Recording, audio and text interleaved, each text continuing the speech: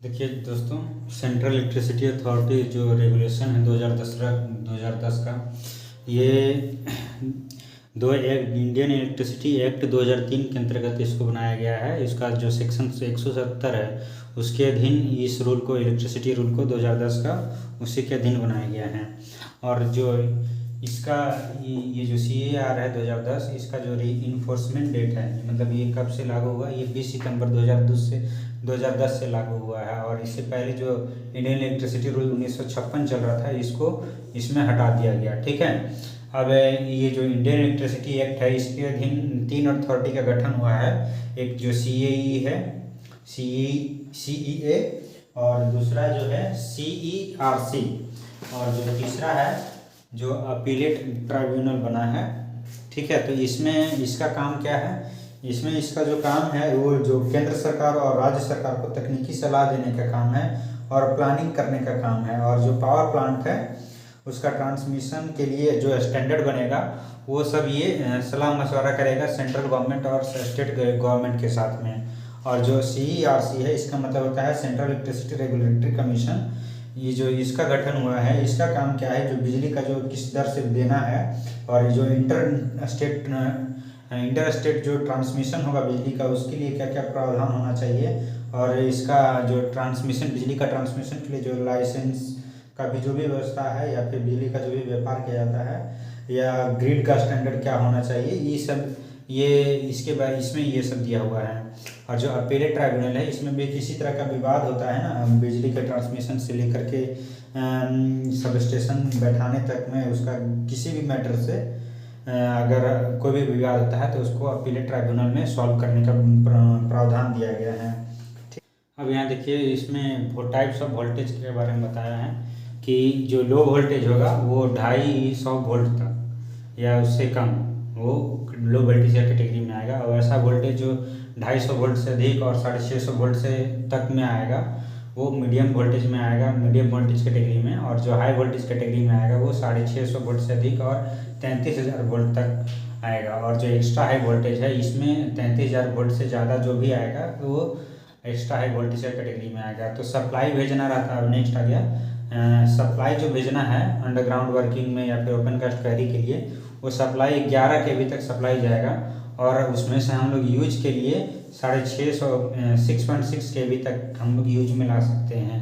अब इसमें देखिए, मैक्सिमम वोल्टेज यूज के लिए कंडीशन दिया हुआ है कि अगर हैंड हेल्ड अपैरेटस है तो मैक्सिमम वोल्टेज 125 वोल्ट से ज़्यादा नहीं होगा। और लाइटनिंग के लिए है तो अंडरग्राउंड का केस में 125 से ज़्यादा नहीं होगा। और ओपन में कास्ट में 250 वोल्ट से ज़्यादा नहीं होगा। ठीक है, और वही अगर पोर्टेबल हैंड लैंप है तो अंडरग्राउंड का केस, अंडरग्राउंड में पोर्टेबल हैंड लैंप रहता है तो उसमें 30 वोल्ट से ज़्यादा नहीं होगा। और रिमोट कंट्रोल या फिर इंटरलॉक सर्किट है तो वहाँ पर भी 30 वोल्ट से ज़्यादा नहीं होगा। और सिग्नलिंग के लिए भी 30 वोल्ट ही रहता है। ठीक है, सिग्नलिंग के लिए भी उसमें भी 30 वोल्ट ही रहता है। ठीक है, और अगर वोल्टेज टाइप का फिक्स्ड अपैरेटस है, वोल्ट प्लग टाइप का अगर फिक्स्ड अपैरेटस है तो उसके लिए भी 650 वोल्ट से ज़्यादा नहीं। वोल्टेज टाइप का फिक्स्ड अपैरेटस मतलब कि जो आप ये गेटेड में देखते होंगे या फिर कोई भी बड़ा जो अपनी इलेक्ट्रिकल इंस्टॉलेशन रहता है उसमें देखते होंगे कि जो उसमें तार जो अटैच किया हुआ रहता है ना एक दूसरे सर्किट से, वो नट से स्क्रू किया हुआ रहता है। ठीक है, तब जो उससे जाके तार जुड़ा हुआ रहता है। ऐसे हम लोग नॉर्मली क्या करते हैं, दो तार को मिलाते हैं, ऐसे बांध देते हैं, लेकिन उसमें क्या होता है, बोल्ट से उसको स्क्रू किया हुआ रहता है। यहाँ देखिए, वो सबका डिफिनेशन बताया जा रहा है इसके इलेक्ट्रिसिटी रूल के अनुसार में। ओपन स्पार्किंग क्या होता है कि वैसा ओपन स्पार्किंग जो कि कैपेबल है इनफ्लेमेबल गैस को इग्नाइट करने के लिए, तो उसको बोलते हैं ओपन स्पार्किंग। ठीक है, अब इंट्रिंसिकली सेफ अपैरेटस क्या होता है, इंट्रिंसिकली सेफ अपैरेटस होता है, इसका स्पार्किंग होता है not capable of explosion of inflammable gas, मतलब कि इनफ्लेमेबल गैस में ये इसका स्पार्किंग उतना दम नहीं रहता है कि इनफ्लेमेबल गैस को इग्नाइट कर सके। और जो इंट्रिंसिकली सेफ अपैरेटस रहता है, इसका जो मैक्सिमम वोल्टेज है ये वोल्टेज 25 वोल्ट से ज़्यादा नहीं होना चाहिए। और जो करंट है ये 1 एम्पीयर से ज़्यादा नहीं होना चाहिए। अब यहाँ देखिए, जो FLP अपैरेटस होता है उसका क्या डिफिनेशन होता है। इसमें 2 कंडीशन है। वैसा अपैरेटस जो कि विथस्टैंड कर सकता है अगर कोई अपैरेटस है उसके अंदर इन्फ्लेमेबल गैस का एक्सप्लोजन हो गया है ना उसके अंदर में, तो वो उसको बिना किसी इंजरी के सह सकता है, बिना कोई उसमें गड़बड़ी नहीं हुआ है। और फायर डैम का एक्सप्लोजन हो गया, इन्फ्लेमेबल गैस का उसके अंदर एक्सप्लोजन हो गया है ना, तो बिना किसी इंजरी के वह अपैरेटस उसको आराम से झेल सकता है। ठीक। और दूसरा कंडीशन क्या बोलता है कि अगर उसके अंदर फायर डैम का एक्सप्लोजन हो गया या इन्फ्लेमेबल गैस का एक्सप्लोजन हो गया है, तो वो प्रिवेंट करता है ट्रांसमिशन ऑफ फ्लेम को, जो कि वैसा फ्लेम को बाहर जाने से रोकता है जो कि फायर डैम में यानी इन्फ्लेमेबल गैस को इग्नाइट करने में मदद करता है। ठीक है, मतलब कि वैसे फ्लेम को जाने से रोकता है जो कि कैपेबल है इन्फ्लेमेबल गैस को इग्नाइट करने के लिए। ठीक है। अब इसमें एक और चीज़ है कि जो फ्लेम प्रूफ apparatus होता है, इसको ये अचीव कैसे किया जा सकता है, कैसे इसको हम कैसे इस टाइप का apparatus हम बनाएंगे। तो उस तरह के apparatus को बनाने के लिए अगर कोई वैसा एयर सर्किट ब्रेकर है, एयर सर्किट ब्रेकर टाइप का कोई भी apparatus है, तो उसमें जो गैप होना चाहिए ना, वो गैप 0.5 mm से ज़्यादा नहीं होना चाहिए। अगर कोई ऑयल सर्किट ब्रेकर का अगर कोई apparatus है तो उसमें जो गैप है वो 0.15 mm से अधिक नहीं होना चाहिए। ठीक है। अब यहाँ पे देखिए अगला होता है इंक्रीज्ड सेफ्टी apparatus टाइप ई।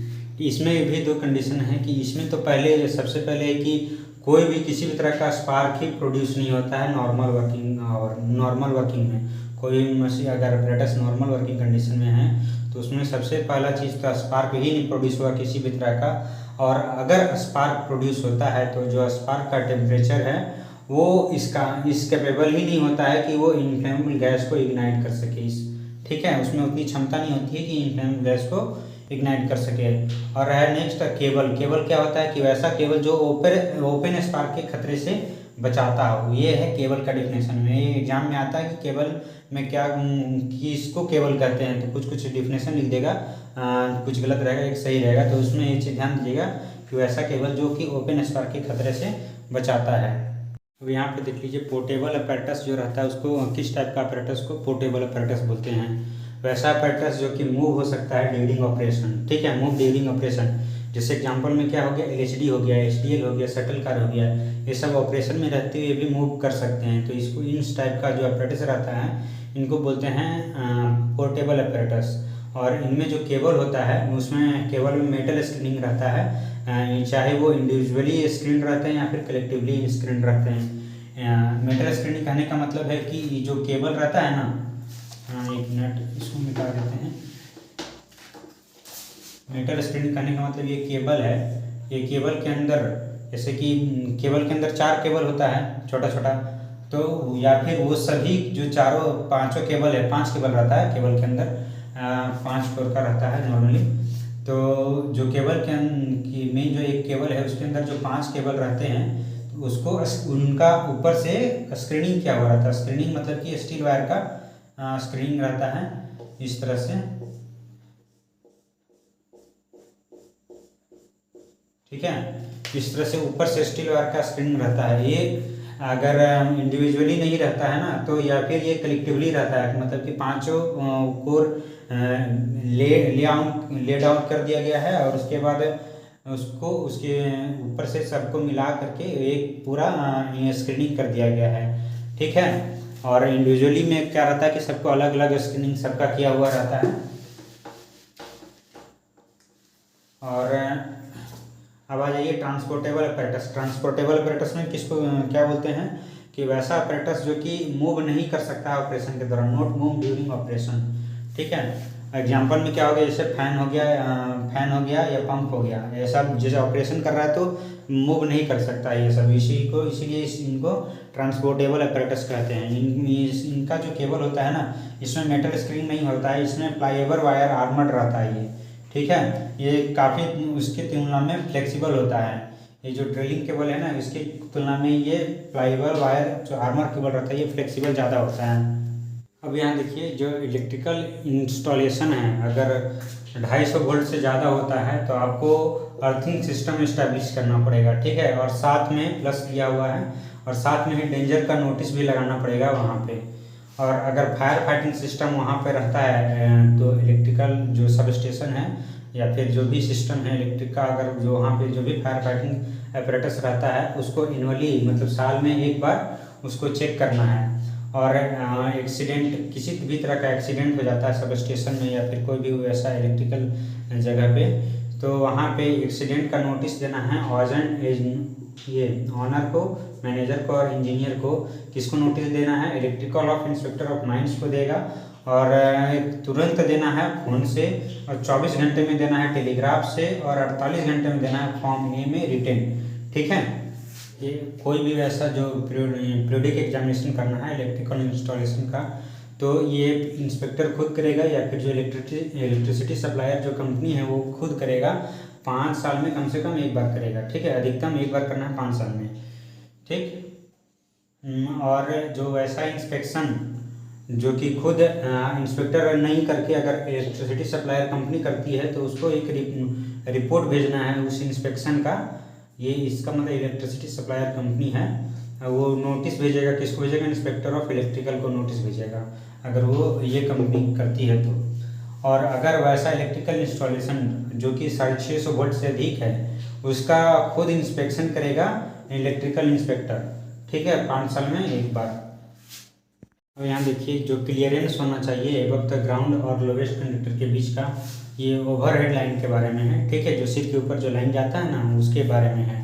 तो जो एक लाइन से दूसरे लाइन के बीच का, यानी कि एक कंडक्टर से दूसरे कंडक्टर का बीच का जो मिनिमम क्लियरेंस होना चाहिए ना 1.8 मीटर होना चाहिए। और ये जो सबसे जो नीचे का जो ग्राउंड है, ये नीचे का ग्राउंड है और ये नीचे का तार है, ये इससे कम से कम 4.6 मीटर का डिस्टेंस होना चाहिए कम से कम, ठीक है, नॉर्मल केस में। अगर ये ओवरहेड लाइन अगर हॉल रोड को क्रॉस कर रहा है, हॉल रोड समझ रहे हैं ना, जहाँ पे गाड़ी और ये डंपर उम्पर चलता है ओपन कास्ट में, तो अगर हॉल रोड को क्रॉस कर रहा है तो जो सबसे ऊपरी जो बॉडी होता है ना डंपर का, वहाँ से लेकर के जो सबसे लोएस्ट कंडक्टर होता है वहाँ के बीच का जो डिस्टेंस है 3 मीटर से कम नहीं होना चाहिए। और लोएस्ट कंडक्टर से ग्राउंड के बीच का जो क्लियरेंस है 12 मीटर से कम नहीं होना चाहिए, ठीक है। और जब पब्लिक वही ओवरहेड लाइन जब पब्लिक रोड को क्रॉस करती है तो यहाँ पे जो लोवेस्ट कंडक्टर और जो ग्राउंड के बीच का जो मिनिमम क्लियरेंस है वो 6.1 मीटर से कम नहीं होना चाहिए। और जब भी ओवरहेड लाइन एक दूसरे को क्रॉस कर रहे हैं तो वो 2.4 मीटर से कम दूरी पर नहीं होंगे एक दूसरे से। यहाँ देखिए रिटर्न फाइल करना है 1 फरवरी तक या फिर उससे पहले, ठीक है। 7 दिन पहले नोटिस देना है, किसको? ऑनर को, एजेंट को, मैनेजर को और इंजीनियर को।